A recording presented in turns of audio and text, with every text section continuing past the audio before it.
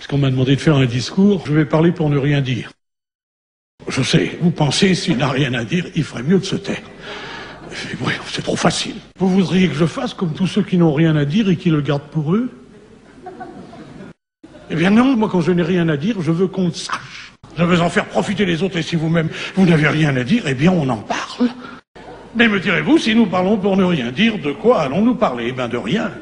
Parlons de la situation sans préciser laquelle. Si vous le permettez, je vais faire brièvement l'historique de la situation, quelle qu'elle soit. Il y a quelques mois, souvenez-vous, la situation, pour n'être pas pire que celle d'aujourd'hui, n'en était pas meilleure non plus. Déjà, nous allions vers la catastrophe et nous le savions. Nous en étions conscients, car il ne faudrait pas croire que les responsables d'hier étaient plus ignorants de la situation que le sont ceux d'aujourd'hui. D'ailleurs, ce sont les mêmes. Oui, la catastrophe, nous le pensions, était pour demain. C'est-à-dire qu'en fait, elle devrait être pour aujourd'hui, d'ailleurs. Si mes calculs sont justes. Or, que voyons-nous aujourd'hui?